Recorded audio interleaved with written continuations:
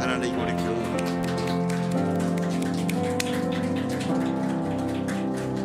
저는 여러분이 방금 이 찬양, 여러분의 아들 딸들이 아빠 엄마 두려워하지 말아요, 하늘을 바라보고 담대히 나가요, 이런 하나님의 음성으로 들으시기를 기도합니다. 아멘. 아까 처음 찬양할 때 제가 잠깐 이야기할게요. 그 찬양의 리듬과 가사가 우리 5060하고는 많이 다르잖아요, 그죠? 따라 부르기 힘들잖아요. 제가 왜 청년들을 막 워십하는데 그 보면요, 가사가 막힌데 듣고 싶은데 안 들리는 거예요. 이 찬양이 굉장히 나 따라 부르고 싶은데, 그러다가 중간에 딱 생각드는 게 뭐예요? 야, 이 다음에 천국 가서 다 같이 모여서 막 하나님을 찬양할 때 베드로 형님이 이 찬양 따라올 수 있을까? 바울 형님이 이 찬양 따라올 수 있을까? 예수님의 어머니 마리아는 어떠실 거다. 제 마음에 그래, 그때 가면 네가 지금 겪고 있는 그 모든 장벽들이 다 없어지니까 걱정하지 마. 이제 그런 마음 주시더라고요. 다시 한번 우리 오늘 우리 세대를 뛰어넘으면서 그래서 굉장히 성경 말씀으로 진리를 쫙 하는 이 찬양을 인도해 주신 우리 수아자매님에게 감사하게, 그리고 옆에서 같이 팀을 만들어서 수아자매가 담대하게 찬양 인도할 수 있도록 도와주는 오빠 언니들한테 감사해요. 네, 감사합니다. 예, 연합과 팀은 이렇게 중요한 거예요, 그죠? 네. 오늘 하나님께서 우리에게 주시는 말씀은 마태복음 7장 17절에서부터 20절까지 말씀입니다. 짧으니까 우리가 한 목소리로 같이 봉독합시다. 시작. 이처럼 좋은 나무는 좋은 열매를 맺고 나쁜 나무는 나쁜 열매를 맺는다. 좋은 나무가 나쁜 열매를 맺을 수 없고 나쁜 나무가 좋은 열매를 맺을 수 없다. 좋은 열매를 맺지 않는 나무는 모두 찍어 불에 던진다. 이와 같이 너희는 그 열매를 보고 그들을 알게 될 것이다. 아멘. 오늘 아름다운 열매를 맺는 좋은 나무가 되려면 하는 제목으로 우리 이찬홍 목사님 말씀 선포해 주시겠습니다.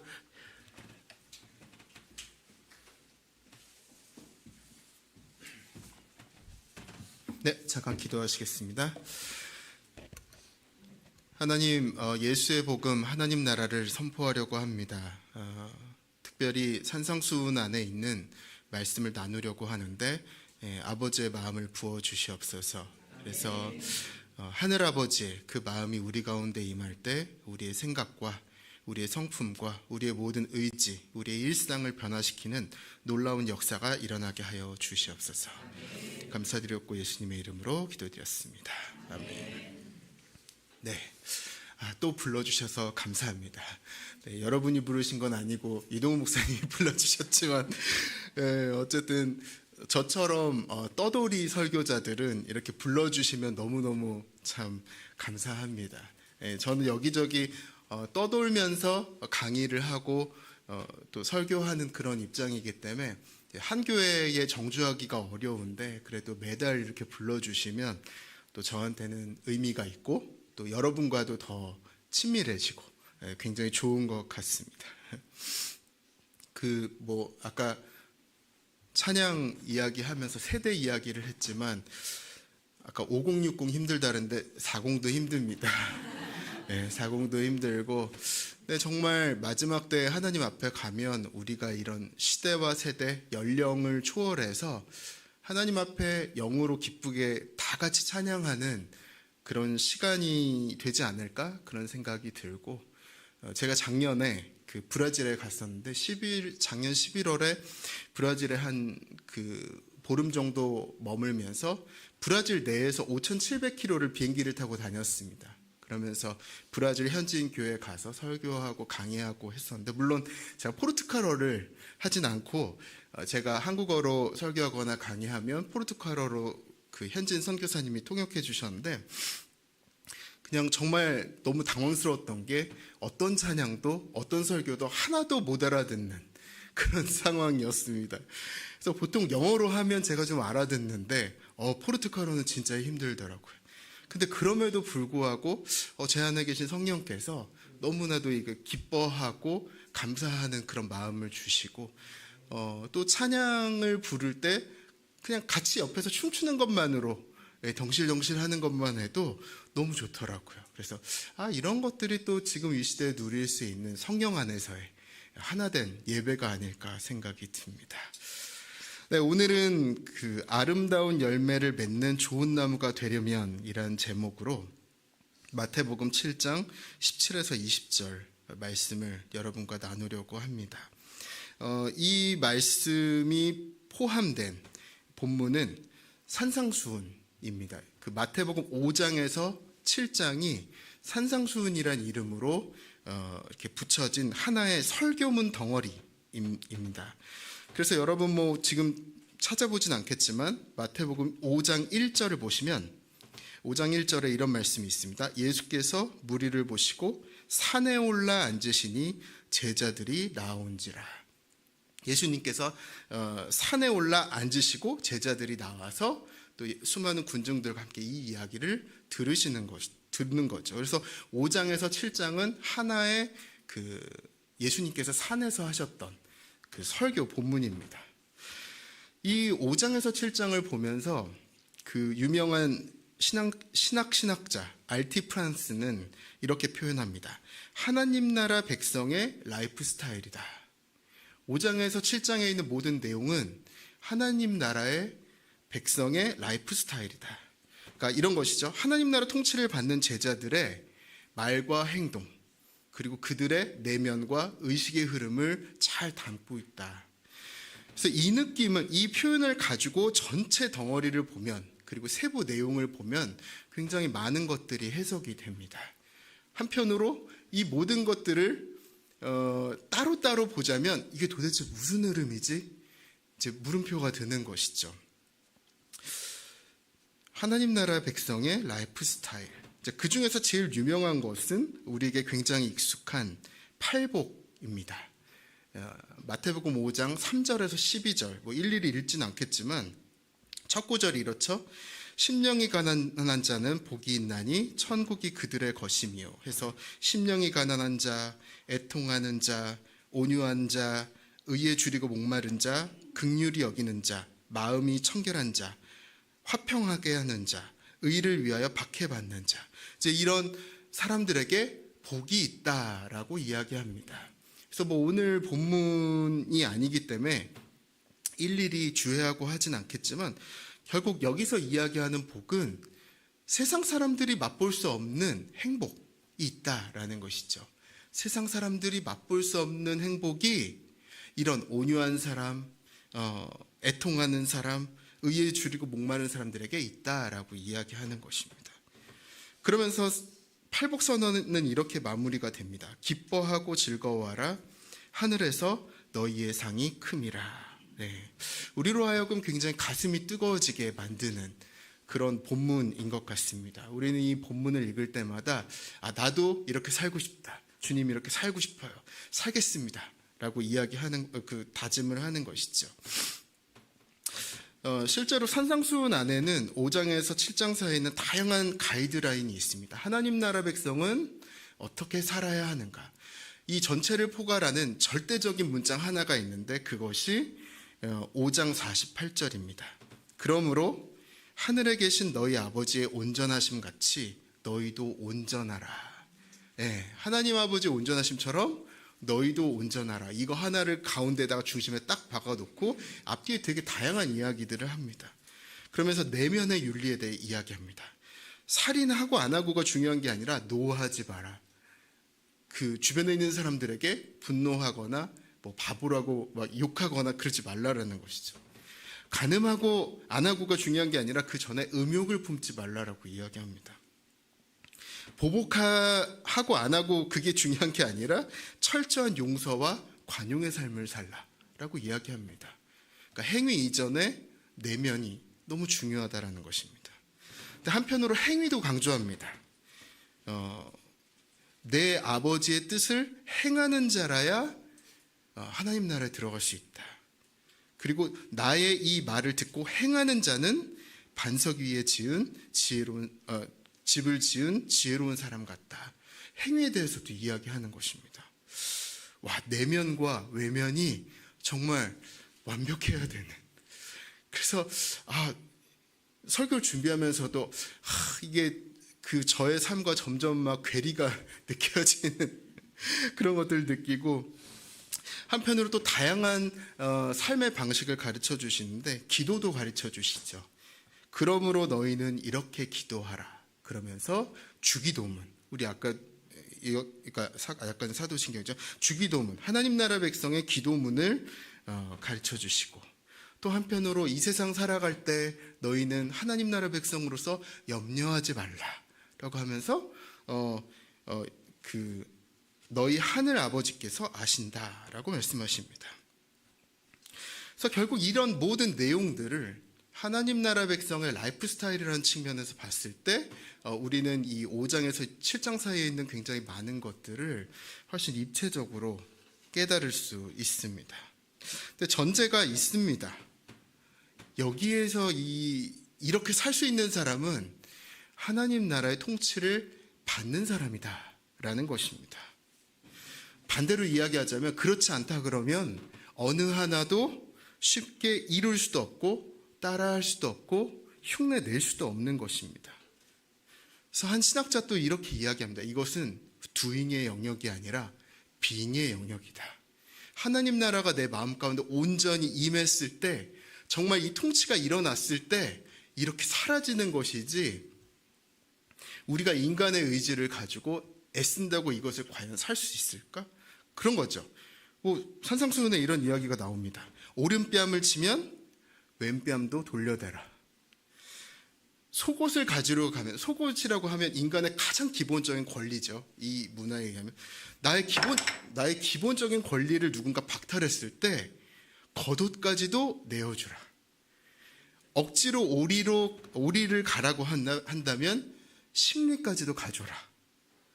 이웃 사랑하는 것을 넘어서 원수까지 사랑하고 박해하는 자를 위해서 기도하라. 여기 이런 내용들을 보면은 막 현타가 오는 것입니다. 나는 어떻게 살고 있지? 너무 힘듭니다. 인간 할 수 없습니다. 맨정신으로 할 수 없고 우리의 타락한 본성 가지고는 할 수 없는 것들. 특히 여러분은 천사처럼 사시는지 모르겠지만 저는 여전히 저의 이 혈기와 충동에 사로잡히고 회개하고 그걸 계속 반복하고 있는데 이거 너무 힘든 것이죠.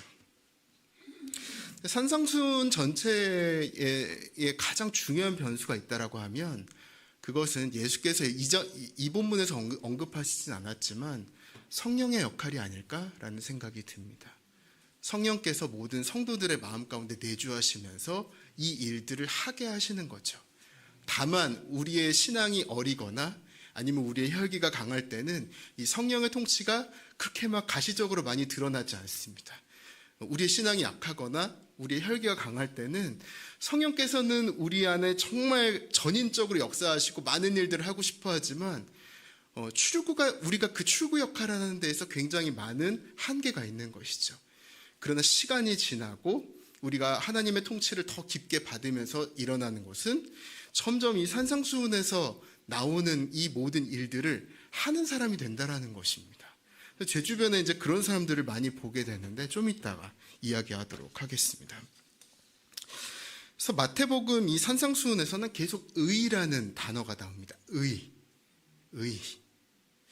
이 의를 어떻게 번역하면 되냐면 하나님과의 관계입니다. 하나님과의 관계. 그래서 마태복음에 계속해서 이야기하는 건 뭐냐면 이 예수의 제자, 하나님 나라의 백성들은 하나님과의 특별한 관계를 맺는 사람들이다라는 것이죠. 그래서 이 특별한 관계를 계속해서 맺으면서 직접적인 통치를 받고 그러면서 이것도 하고 저것도 하고 그것도 할 수 있는 사람이 되는 것입니다. 근데 반대로 그 의와 대척점에 있던 사람들이 있었습니다. 바리새인과 서기관. 그래서 예수님께서 계속 말씀하시는 게 뭐냐면 너희가 바리새인과 서기관보다 더 나은 의를 가진 사람이어야 된다라고 이야기하는 것이죠. 그게 예수의 제자들의 특징이고 하나님 나라 백성들의 특징입니다. 바리새인과 서기관들은 하나님과의 이 생생한 관계성, 이 직접적인 통치 가운데 들어가 있지 않았던 사람들입니다. 이들이 단순히 외식하고 그런 것들은 그냥 표면적인 문제였고 속에 이 하나님 나라의 현재적인 역동이 없었다라는 것이죠. 그러면서 예수님 강조하시는 건 뭐냐면 너희들은 지금 하늘과 연결이 되어 있는가? 라고 질문하시는 것입니다. 산상수훈의 정점에는 마륙33이라고 불리는 마태복음 6장 33절이 있습니다.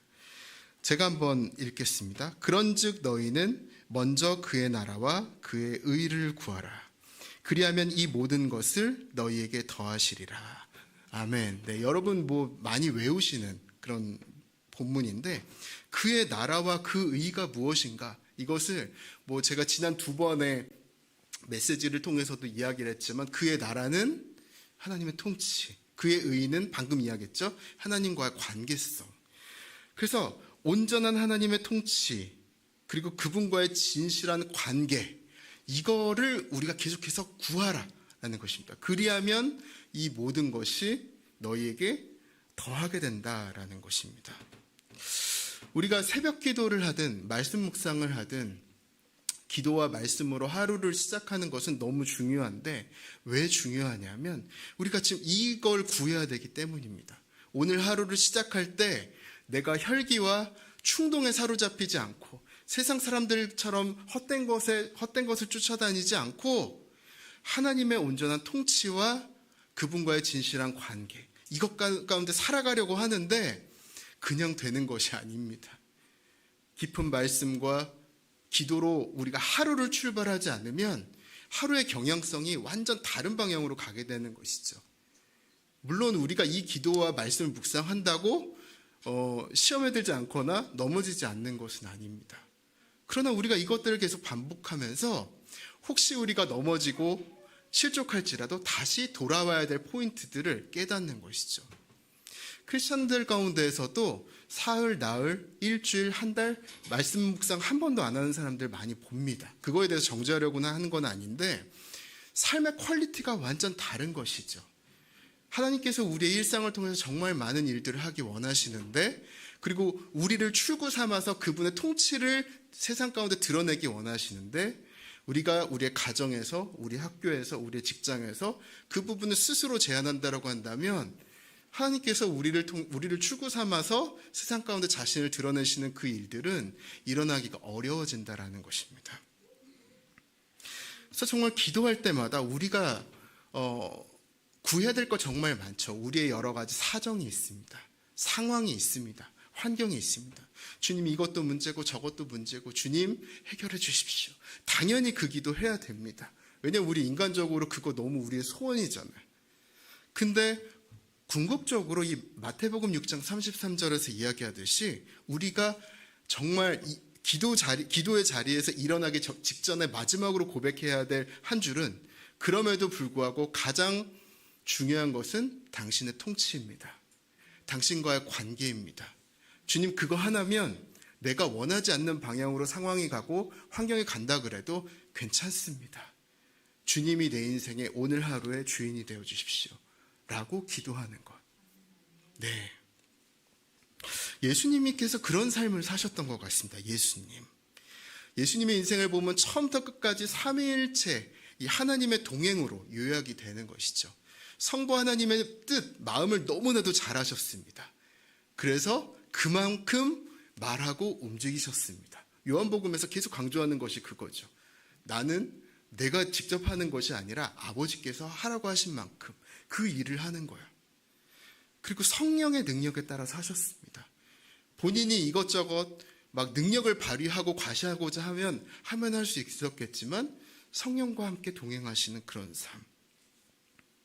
그래서 어느 하나도 자기의 뜻대로 하지 않으시고 자기 증명을 하려고 하지도 않았고 그 예수님께서 하셨던 그 모든 기적들 제가 지난달 메시지 때도 말씀드렸지만 예수님의 그 모든 기적 누군가의 질병을 치유하고 마귀를 쫓아내고 자연 만물을 다스리고 그리고 뭐 오병이어로 수천 명을 먹이는 그런 모든 일들은 예수님의 자기 증명, 이게 이유가 아닙니다. 물론 그것도 조금 있을 수 있겠죠. 하나님의 뜻이었다면. 근데 궁극적인 이유는 무엇이었냐면 온전한 하나님 나라를 이 땅 가운데서 보여주는 것입니다. 정말 하나님의 온전한 통치가 이 땅 가운데 임하면 여기엔 질병이 다 사라져. 모든 마귀가 다 쫓겨나. 자연 만물도 순복해. 그런 하나님의 궁극적인 통치가 이 땅 가운데 임할 때 일어나는 것들을 보여주시기 위해서 그 모든 일들을 하셨다라는 것이죠. 그리고 제가 지난달에 강조했지만 그렇게 하고 그분은 가셨습니다.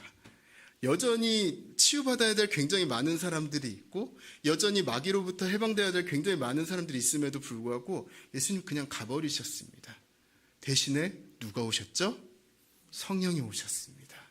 요한복음 14장부터 16장이 강조하는 것이 그거죠. 너희들 근심하지 마라. 낙심하지 마라. 나는 갈 텐데 보혜사이신 성령께서 오셔서 이제 너희가 내가 했던 그 일들을 할 거야. 네, 그 말씀을 하시는 것이죠. 그래서 예수님의 일생을 보면 어떠한 교만도 없고 과시도 없고 정말 담백하고 진실한 그런 일상을 사셨는데 그 극한의 끝은 뭐였냐면 십자가에 달리시고 또 고난을 당하셨던 것입니다. 정말 저는 이게 기적이 아닐까? 정말 예수님께서 굉장히 많은 기적을 하셨지만 그 능력이 많으신 분께서 친히 어린 양이 되셔서 십자가에 달리신 이게 기적이 아닌가? 저와 여러분 이거 할 수 있겠어요? 나한테 만약에 충분한 혈기도 있고 능력도 있는데 하라 그러면 하기 어려울 것 같은데. 근데 그분은 정말 자기 자신을 낮춰서 아버지의 뜻을 실천하기 위해서 그 모든 모욕과 핍박을 다 당하시고 십자가에 달려 돌아가셨다라는 것입니다. 그리고 어떻게 보면은 그분이 설교하신 이 산상수훈처럼 의를 위해 핍박을 당하고 그리고 온유하고 그거를 직접 다 살아내신 겁니다. 다 살고 모범을 보이시고 가신 것이죠. 여러분 진짜 기적은 뭐 치유와 축사, 내 문제가 해결되는 거 이런 것도 기적입니다만 내 내면에 온전한 하나님의 통치가 임하는 것 그리고 모든 순간에 하나님과 이 소통 채널이 유지되어서 하늘의 기름 부으심이 느껴지고 하늘의 그 모든 역사를 내 삶의 자리에서 행할 수 있는 것 이게 진짜 기적이 아닐까 생각이 듭니다. 예, 여러분 저와 여러분의 일상도 이렇게 하나님과 늘 연결되어 있는 일상이 되기를 주님의 이름으로 축복합니다. 네, 물론 우리의 여러 가지 환경과 조건이 나아지면 당연히 좋겠지만 그리 아니하실지라도 하나님 주시는 복이 있다 하는 그 조건이 우리의 저와 여러분의 삶 가운데 임하는 것 그것을 추구하는 저와 여러분 되시기를 축복합니다. 특별히 오늘 본문 마태복음 7장 17에서 20절은 하나님 나라 백성의 어떠함에 대해서 다루고 있습니다. 좋은 나무마다 아름다운 열매를 맺는다. 못된 나무가 나쁜 열매를 맺는다. 어떻게 보면 굉장히 단순한 논리인데 예수님께서 이 설교를 통해서 저와 여러분에게 질문하고 있는 것은 지금 네 안에 무엇이 들었니? 라는 질문을 하고 계십니다. 너는 지금 무엇의 통치를 받고 있니? 라는 질문을 하는 것이죠. 우리 삶에 이것을 적용할 때 참 고민되는 부분이 있습니다. 내 안에 정말 하나님 나라의 진액이 있다라고 한다면 아름다운 열매를 맺을 텐데 내 일상은 정말 그러한가? 라는 그런 질문을 하게 되는 것이죠. 바로 이 뒤에 있는 본문을 보시면 주여 주여 하지만 그리고 예수 그리스도의 이름으로 막 질병도 고치고 여러 가지 기적을 행하지만 예수님께서 나는 너희를 모른다, 상관이 없다라고 하는 사람들의 이야기가 나옵니다. 겉으로 드러나는 것 가지고는 알 수가 없다라는 것이죠. 이 중심에 있는 것. 근데 예수님께서 이 은유를 통해서 우리에게 궁극적인 질문을 하고 계십니다. 너는 좋은 나무니? 이 하나님 나라의 통치가 정말 있니? 라는 질문을 하는 것이죠. 다른 종교에도 기적은 일어납니다. 뭐 이단이라든지 사이비 그런 데 보면은 마귀가 그 수령을 통해 가지고 여러 가지 장난질을 칩니다. 그 장난질을 보면서 거기에 혹해가지고 그 외적인 거에 혹해가지고 또 가서 이렇게 머리를 조아리는 사람들이 있어요. 여러분 뭐 용하다는 무당 또 그런 점쟁이 만나본 적 있습니까? 만나본 적 없죠. 저도 없습니다. 없지만 또 보면은 정말 용한 사람들 보면은 야 나도 내 미래가 너무 궁금한데 물어보고 싶다 할 정도로 진짜 그런 정말 용한 사단이 정말 직접적으로 역사하는 그런 것들이 있어요. 뭘 말씀드리고 싶냐면 그런 현상적인 거는 그런 진리의 징표가 될 수 없다라는 것이죠. 네, 우리는 그것 따라다니는 사람들이 아닙니다. 정말 진정한 나는 하나님 나라의 백성인가라는 그 부분이 내 마음 속에서부터 증명이 되어야 되는 것이죠. 저는 그 한 주 내내 굉장히 많은 곳들을 옮겨 다니지만 저에게 있어서 가장 큰 즐거움이자 감사함은 뭐냐면 저도 모르게 그냥 길 가다가 아니면 지하철 환승하면서 툭툭 입에서 튀어나온 말이 주님 너무 감사해요. 내가 살아있게 해주셔서 감사해요. 네. 주님이 있어서 너무 즐겁습니다. 라는 거예요. 뭐 저에게 고민이 없을까요? 저에게 사정이 없을까요? 있습니다. 근데 이게 속에서부터 그냥 계속 나오는 거예요. 계속 나오는 거예요.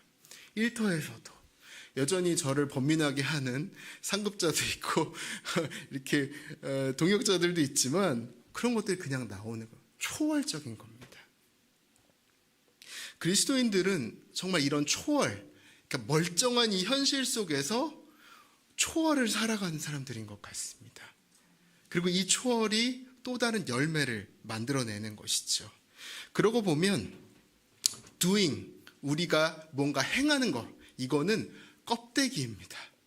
껍데기이고 정말 중요한 건 being, 우리의 본질, 우리의 내면, 우리의 속사람인 것이죠. 세상은 점점 더 doing에 집중합니다. 그리고 doing에 관한 많은 것들이 우리를 힘들게 만들 가능성이 높습니다. 사랑이 더 많이 메말라갈 거고요. 윤리도덕이 우리가 알고 있던 그 윤리도덕, 그 질서, 기본이 점점 더 파괴될 것입니다. 그도 그럴 수밖에 없는 게 여기 계신 이제 그 40대 이상은 우리 청년들도 있지만 대부분의 지금의 한국 사회 40대 이상은 유교 사회, 유교 문화를 배우면서 무엇이 좋고 무엇이 나쁘고 그런 것들을 잘 배우고 컸습니다. 그리고 너도 나도 교회에서 이야기하는 선과 악에 대한 그런 것도 또 소문을 많이 들었는데 지금은 이 모든 기준들이 다 파괴된 시대입니다. 특히 이제 저희 아들만 이렇게 지켜봐도 이제 20살인데 이 아이가 윤리 도덕에 대해서 기본적으로 배울 수 있는 곳이 전혀 없습니다. 그나마 이 아이가 교회를 다니고 그나마 이 아이가 미션스쿨을 다녔기 때문에 무엇이 옳고 그르고 무엇을 하면 되고 하자 말 이걸 아는데 그렇지 않은 절대 다수의 세상 사람들은 이런 기준이 아예 없이 살아가는 것이죠. 그러다 보면 자연스럽게 이런 하나님의 통치를 받지 않는다라고 하면 정말 많은 젊은 세대들 그리고 앞으로 미래 세대들은 더 많은 방종 가운데 또 죄의 종류가 더 늘어나고 죄의 깊이가 더해가는 우리가 뉴스만 틀어봐도 그런 것들을 깨닫지 않습니까? 점점 그렇게 되는 것입니다. 그런 가운데에서 우리는 저와 여러분은 하나님 나라 백성으로 어떤 내면을 가지고 어떤 말과 행동으로 살아갈 것인가? 저는 제가 첫 번째 달에 2달 전에 이 자리에 와서 북한 내지 사역자들 이야기를 잠깐 했습니다만 저는 제 인생 전체에 있어서 이 북한 내지 사역자들, 북한 내지에서 비즈니스 선교하는 이분들을 만난 것이 저한테 있어서는 굉장히 큰 영광이고 복이라고 생각합니다. 이들이 정말 이들 전체 삶을 통해서 증명하는 것이죠. 복음은 힘이 세다라는 거예요. 그러니까 이들은 전부 다 이제 미주 한인들로서 뭐 보스턴에서 유명한 카페를 하던 사장님도 있었고, 뭐 샌프란시스코에서 실리콘밸리에서 반도체 디자인하던 사람들도 있었는데, 어느 날 하나님께서 이들에게 오셔서 말씀하시는 거죠. 사랑하는 내 아들아, 내 딸아, 내가 북한을 너무 사랑하는데 나랑 같이 북한에 들어가지 않을래? 그랬을 때 이 사람들이 네 주님 하고 반응을 하는 것입니다. 마치 예수님의 그 콜링을 받고 나서 베드로가 그물을 버리고 예수님을 따랐던 것처럼, 그리고 세리가 이 모든 자기의 직업 커리어를 다 놔두고 따랐던 것처럼 다 놔두고 예수님 따라서 북한으로 들어가는 것입니다. 그렇게 예수님 따라서 북한 들어갔으면 상황과 환경이 좋아야 되는데 너무나도 사업하기 안 좋습니다. 북한이 자기들의 어떤 이해관계에 따라서 우리 이 북한 내에도 돈이 돌아야 된다, 외화가 들어오면 좋겠다 해서 외국으로부터 이런 사업자들을 유치하기는 했는데, 이 안에 있는 체제가 크리스찬이고 아니고 상관없이 너무나도 사업하기가 어려운 환경인 것입니다. 전기 계속 끊기죠. 물 계속 끊기죠. 그리고 내가 고용한 이 북한 사람들도 한 사람 한 사람 다 유물론과 무신론에 완전 찌들어 있는 사람들인 것입니다. 뭘 말해도 세계관이 너무 다른 것이죠. 그리고 체제적으로는 사회주의, 그리고 주체사상, 이런 것이 온 그 북한을 지배하는, 거기에 크리스찬은 이 사업자 부부밖에 없는 것입니다.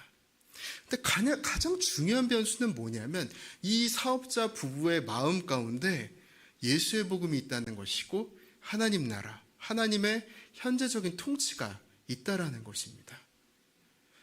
그 놀라운 것은 뭐냐면, 이게 제 박사 논문의 주제인데, 놀라운 것은 이 부부가 그렇게 적대적인 환경 가운데에서 4년을 지내고 5년을 지냈을 때 자기가 고용한 북한 사람들, 북한 사람들의 숫자가 40명인 곳도 있고 70명인 곳도 있고 250명인 곳도 있는데, 직종과 상관없이 내가 고용한 그 피고용인들의 표정이 달라지고, 이들 가운데 일부는 이렇게 고백하는 것이죠.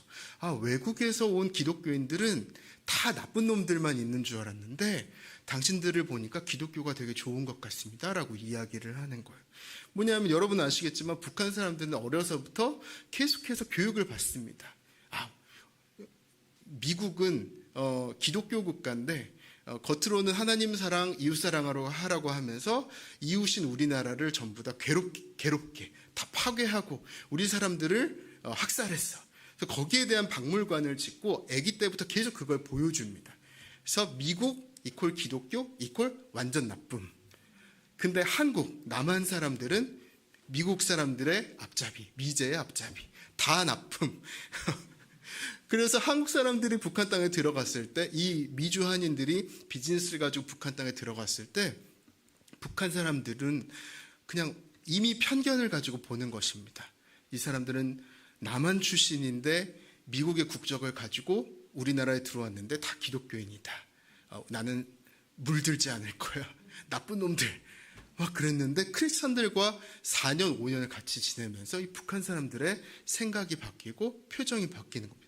자기들끼리도 어리둥절해요. 우리가 왜 바뀌었지? 우리가 왜 바뀌었지? 그래서 이제 그런 내용이 제 박사 논문에 있는데, 그러면서 베드로전서 3장 15절에 나오듯이 북한 사람들 스스로 이 크리스천 사업가에게 조용히 다가와서 소망에 관한 이유를 묻는 것입니다. 도대체 교회란 무엇입니까? 복음이 무엇이길래? 그 단어를 이미 다 북한 사람들 알거든요. 물어보는 거예요. 그러면서 실제로 회심했다, 그 이야기는 제가 논문에 적지는 않았습니다. 보안 때문에. 근데 이제 그런 피고용인들만 변하는 것이 아니라 정부 관리도 바뀌는 것이죠. 이 크리스찬 기업들에게 굉장히 많은 혜택을 주면서 우리나라에는 러시아 기업, 중국 기업, 그리고 북한의 국영 기업들도 많이 들어와 있지만 다른 어떤 기업들보다 당신들 같은 크리스찬 기업들이 훨씬 더 많았으면 좋겠다라고 정부 관리가 이야기하는 것입니다. 이것이 진짜 복음의 능력이 아닐까 생각이 듭니다. 우리는 보통 우리의 주변 환경과 상황을 가지고 하나님 앞에 자꾸 이렇게 이야기할 때가 있습니다. 연약하기 때문에 그럴 수밖에 없죠. 인간적으로 나아졌으면 하는 소망이 있습니다. 그럼에도 불구하고 저는 이제 북한 내지 사역자들을 보면서 느낀 게 뭐냐면 이들은 그런 상황을 너무 당연히 여기는 거예요. 이들의 가장 큰 무기는 자신의 빙입니다. 하나님 나라를 가지고 있는 나의 존재. 거기에서 시간의 공을 들여서 살아가기 시작할 때 주변이 막 바뀌는 거예요. 그래서 제 논문에는 7개 기업의 사례가 들어가 있는데 7개 기업의 공통점이 있습니다. 이 복음의 불모지에서 계속해서 하나님과 연결되어 있다. 먼저 그의 나라와 의를 구하라는 것이 북한 땅에서 실천되는 것이죠. 계속 매 순간 하나님의 통치를 받고 매 순간 하나님과 친밀한 관계를 맺는, 물론 이 사람들의 이야기를 제가 들어보면 논문에 실진 않았지만 이 사람들의 이야기를 들어보면 많이 넘어집니다. 북한 사람들 너무 마음에 안 들고 막 공무원들 복지부동에서 화딱지 나고 그럴 때마다 에이씨 하면서 이렇게 한번 하고 그거 없지 않아요. 근데 또 하나님 앞에 회개하면서 주님 내일은 제가 조금 더 나은 모습으로 사랑하겠습니다. 성령님 도와주세요. 그러면서 살아가는 것이죠. 그래서 이게 되는구나. 그래서 제 논문에 있는 이들의 이야기는 코로나 직전까지의 이야기고 이들은 이제 트럼프 2기 행정부 취임하면서 다시 북한 땅에 들어갔습니다. 지금 다시 사업을 하고 있어요. 근데 저는 이 모든 것들을 보면서 이게 하나님 나라의 원리 원칙은 참 확실하다. 제가 이전에도 말씀을 전했지만 예수님께서 때가 참에 하나님 나라가 가까이 왔다라고 이야기했을 때 예수님께서는 이제 얼마나 외로우셨을까라는 그 생각도 들어요. 당장 이 하나님의 직접적인 통치, 이 패러다임을 가진 사람은 나 하나밖에 없어요. 나 하나밖에. 근데 예수님께서 자신 있게 선언하시면서 확신하셨던 한 가지는 이제 이게 누룩처럼, 겨자씨나무처럼 지금 사이즈는 완전 작지만 점점 커질 거야. 그래서 그게 점점 커져서 이스라엘에서 출발했던 그 복음이 사마리아와 온 유대와 지금 땅끝 무슬림 지역에도 지난 14년 동안 700만이 예수께로 돌아왔습니다. 지난 1400년 동안 복음 전도에 대한 그 소식이 굉장히 미미했었는데 지난 단 14년 동안 700만의 무슬림이 주님께로 돌아왔어요. 진짜 이런 이야기를 선교계에서 듣고 있으면 엄청납니다. 강조하고 싶은 거는 다시 한번 이것입니다. 우리에게 불리한 환경과 상황이 있겠지만 그리고 그것이 우리의 가정, 우리의 일터, 그리고 우리의 학교 가면은 너무나도 쫄리는 느낌이 있죠. 너무 공기가 싸하고 나를 향한 그 여러 가지 조롱과 냉대가 있을 수도 있지만 크리스천은 어떤 존재냐면 본연적으로 그 속으로 들어가서 살아가는 존재입니다. 예수님께서 요한복음에서 아버지께서 나를 보내신 것 같이 나도 너희를 보낸다라고 했을 때 그 보내는 대상은 어떤 대상이냐면 복음의 영향력이 희귀한 곳, 아무런 상식과 매너도 없는 곳, 하나님께서 그곳 가운데 저와 여러분을 보내셨다라는 것입니다. 이게 바로 선교적 부르심의 본질인 것입니다. 그래서 그런 것들을 당연히 여기는 겁니다. 당연히 여기고 다만 우리가 구할 것은 마태복음 6장 33절처럼 주님 오늘도 하나님의 통치와 주님과의 관계를 놓치지 않고 내 모든 삶의 자리에서 그렇게 살게 하여 주십시오. 이것이 나의 소망이고 나의 소원입니다. 여러분 이번 한 주 여러분이 살아가는 모든 자리에서 정말 그렇게 살아가는 여러분 되시기를 축복합니다. 네, 아름다운 열매를 맺는 좋은 나무가 되려면이라는 제목으로 메시지를 전했는데, 오늘 아침에 요 아래 카페에서, 요 옆에 건물 아래 카페에서 말씀을 묵상하는데 요한복음 15장 1절에서 5절을 묵상했습니다. 근데 거기에 이런 말씀이 나와요. 예수님께서 요한복음 15장 1절에서 5절, 특히 4절에서 이렇게 말씀하십니다. 내 안에 거하라. 나도 너희 안에 거하리라. 가지가 포도나무에 붙어있지 아니하면 스스로 열매를 맺을 수 없음 같이 너희도 내 안에 있지 아니하면 그러리라. 나는 포도나무요 너희는 가지라. 그가 내 안에 내가 그 안에 거하면 사람이 열매를 많이 맺나니 나를 떠나서는 너희가 아무것도 할 수 없음이라. 아멘. 이번 한 주 우리의 진정한 희망 되신 예수님 옆에 꼭 거하시면서 아름다운 열매, 많은 열매 맺으시는 여러분 되시기를 축복합니다. 제가 기도하겠습니다. 하나님, 우리 성도님들의 상황과 사정을 저는 잘 모릅니다. 그럼에도 불구하고 우리에게 희망이 있는 것은 주님이 계시기 때문입니다.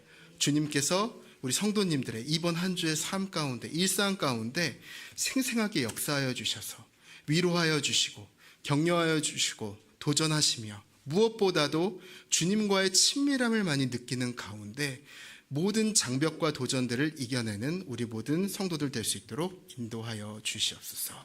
감사드렸고 예수님의 이름으로 기도드렸습니다. 아멘.